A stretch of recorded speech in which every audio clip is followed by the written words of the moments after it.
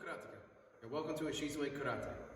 Before we begin this video's lesson, we're going to go over some key basics that you should remember for each category.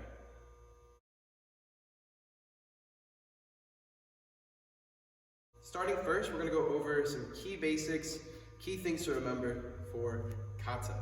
Remember when doing kata to really focus on nice, deep stances with the movement, no matter if we're standing still or if we're moving. Nice, deep stances for muscle growth, and it looks better for testing and competition. Second thing to remember is snake breathing, okay? We over-exaggerate snake breathing when we do kata. That way, when we do weightlifting or calisthenics, hitting the bags, or we spar, the breathing comes more naturally. So remember, snake breathing is simply, we breathe in when we have no force, and then we breathe out when force is applied, whether it's with a strike, a block, docking with the legs, picking someone up, picking up weight. You breathe out when force is applied. So if I'm picking up weight, pretend I'm holding a kettlebell between my feet. If I go down to pick it up, I'm gonna breathe in, grab, stand up to exert the most force. And the same breathing technique applies when I am striking or blocking.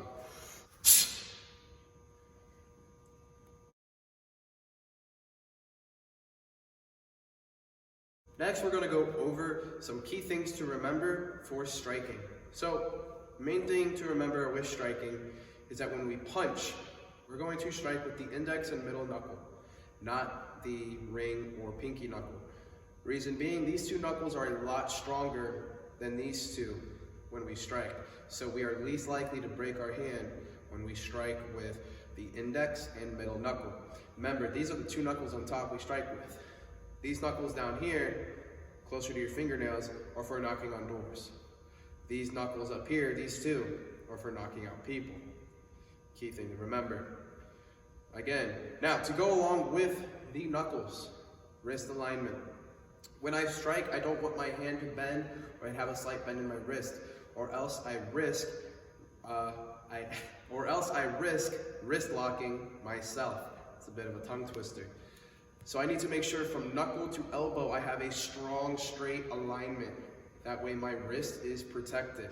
Because if I don't, if my elbow is too high or my knuckles are too low, I run the risk of wrist locking myself, okay?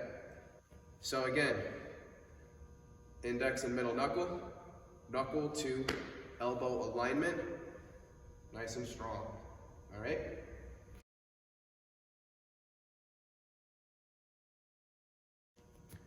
Some key things to remember for foot strikes is striking placement. So the places we like to aim for the most when we are doing Ishizue Karate is the ball of the foot, the heel, the knuckle on top of the foot by the big toe, and the shin.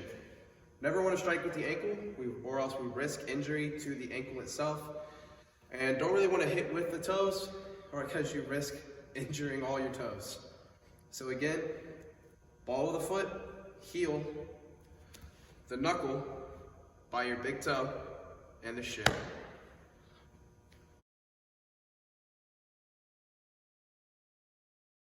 And finally, for throws, takedowns, and sweeps, break falls. Break falls are very important for the partner being thrown and for you for when you do get thrown. So, break falls we have are forward break fall, backward break fall, and sideways break fall. And now I'm going to go ahead and demonstrate all of those.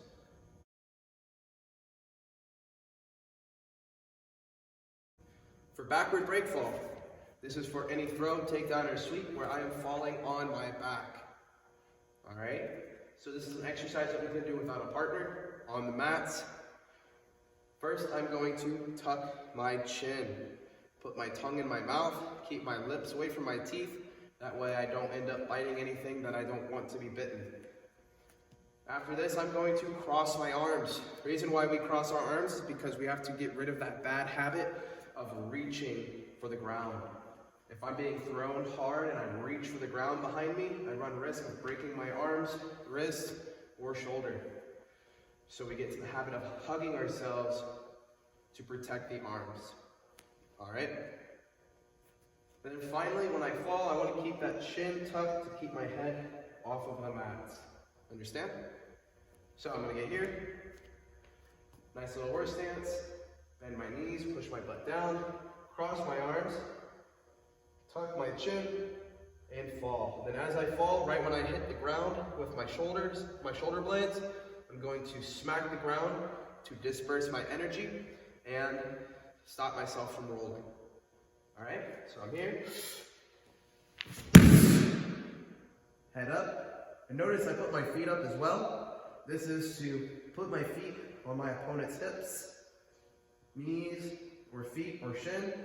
Just that way I have some sort of control over them. Then come back up. And then we do it again. Again, cross, bend the knees, chin tucked. Feet not too high, that way they can't dump my legs over me, went right where their hips would be. My head is off the ground.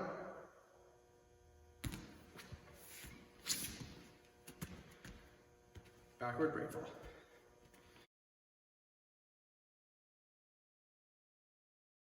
Next, what we're going to do are forward break falls. Forward break falls, you're going to start on your knees, and then if you get the courage to do them from standing, you can, but doing them from your knees works just as well. So what this helps us with is throws, takedowns, and sweeps that put us on our face, such as reverse double blast, reversible uchigari, unanage, just any throw or takedown or sweep that puts us flat on our belly and run the risk of smashing our face in the ground. For this exercise, same thing. I'm going to keep my tongue in my mouth, lips away. I'm going to put my forearms up in front of me like I'm doing a plank. All right? Hands above my forehead. That way I don't accidentally punch myself in the eye. I'm going to sit on my knees, nice and tall from the knees to the shoulder. Kick my feet up and fall forward. And keep my head up. Notice I don't look down. That gets my nose closer to the ground. I want to look up towards in front of me. This is going to keep my chin and my face away from the mat better. All right, so one more time. Arms up. Trust in yourself and fall. That is forward break fall.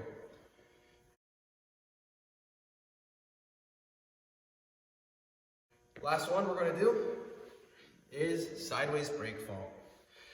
Sideways break fall is for throws, takedowns, and sweeps that make us fall on our sides. So, sitting up nice and tall, just like I did with the forward break fall, except this time I'm going to point my hand in front of me, and then we'll turn it upside down. All right, so again, in front of me, the thumb's facing the ceiling. Now I'm going to turn it to where the thumb is facing the ground.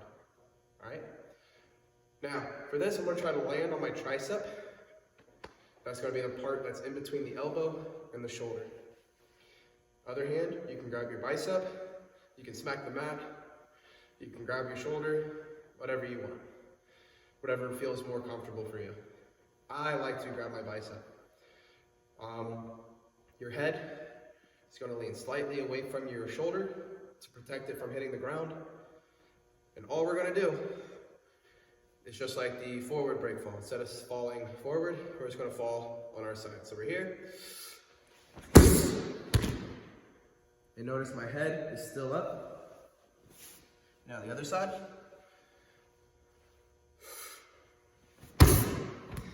Head is still up. Make sure to practice these before you begin your throws, takedowns, and sweeps. Kata number 1, blocking set.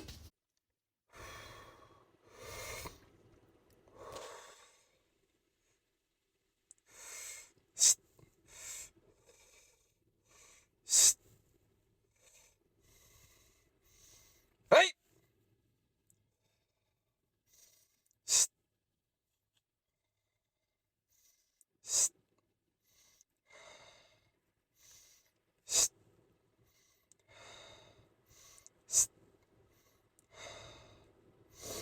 Hey!